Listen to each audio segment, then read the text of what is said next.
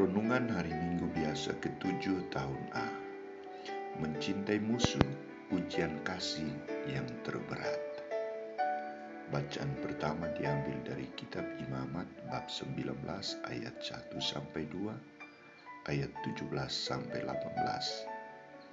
Bacaan kedua dari surat pertama Rasul Paulus kepada jemaat di Korintus bab 3 ayat 16-23. Dan bacaan Injil dari Injil Matius bab 5 ayat 38-48. Saudara-saudariku terkasih, banyak orang ingin bahagia. Setiap negara, bangsa, keluarga, atau komunitas juga menghendaki adanya kedamaian dan menjauhkan diri dari perselisihan. Maka ketika ada konflik antar pribadi, kelompok, keluarga, dan lain-lain, selalu ada usaha agar cepat tercipta kedamaian. Siapa kira-kira yang menjadi kunci kedamaian, kunci perselisihan, kunci persoalan? Jawabannya adalah manusia, orang, pribadi, orang itu sendiri. Saudara-saudariku terkasih, Tuhan sebagai Allah yang memiliki dan menciptakan alam semesta dan segala isinya juga menghendaki agar adanya kedamaian antar manusia dengan manusia, antar manusia dengan dirinya pencipta, dan antar manusia dengan alam ciptaan yang lain. Bacaan-bacaan suci hari ini mengajak kita agar mewujudkan cinta secara sungguh-sungguh, tulus, jujur. Tuhan berfirman kepada Musa agar menyampaikan kepada seluruh umat Israel akan keinginan, cita-citanya. Maka Tuhan tegas mengatakan, "Akulah Tuhan." Apa isi ungkapan Tuhan? Ia menghendaki agar umat Israel berlaku kudus seperti dirinya adalah kudus. Jadilah kudus karena akulah Tuhanmu adalah kudus. Artinya apa?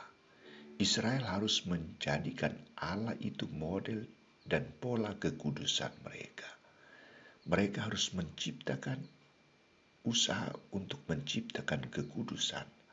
Maka dalam hukum yang diberikan Allah kepada Musa agar disampaikan kepada umat Israel berisikan hukum kasih.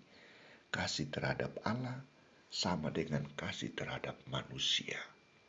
Bila wujudnya adalah kasih, maka manusia harus menjauhkan diri dari pertentangan dan perselisihan, iri hati dan cemburu, balas dendam dan tidak mau mengampuni.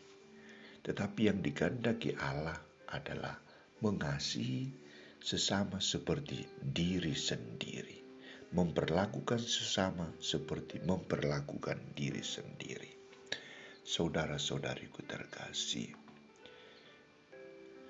dalam lanjutan khotbah Yesus di bukit, Yesus coba mengajak para muridnya untuk mewujudkan kasih di atas segala-galanya.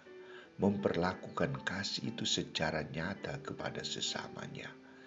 Apa isi sabda yang disampaikan Yesus? Prinsip mata ganti mata tidak berlaku bagi Yesus.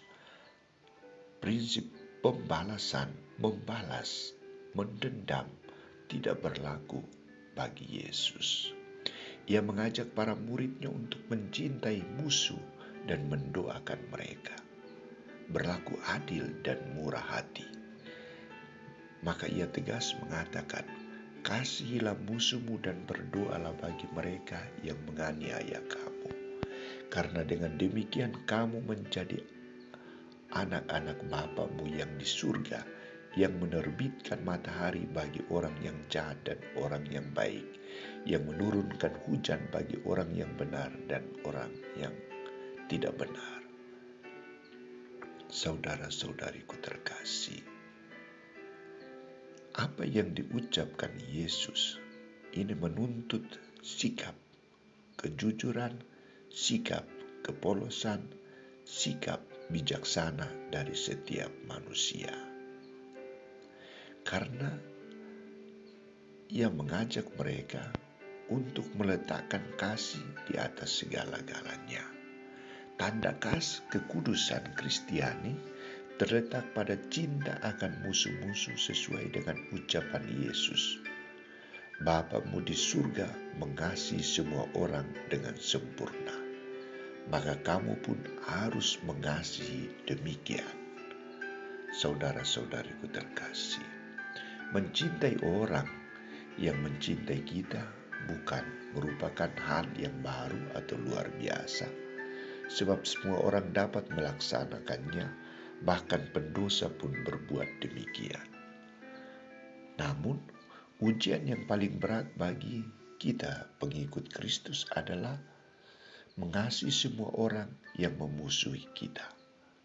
Maka kita perlu belajar dari Kristus. Cintanya tak ada bandingnya. Ia memandang musuh-musuhnya dengan ramah.